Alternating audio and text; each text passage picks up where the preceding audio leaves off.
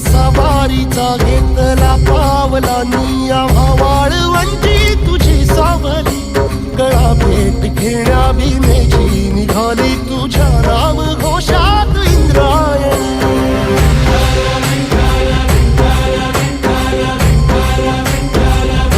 भिडे आसमंती ध्वजा वैष्णवांची उभी पंढरी आज नानावली तुझे नाव ओठी तुझे रूप ध्यानी जीवाला तुझी आस गाला गली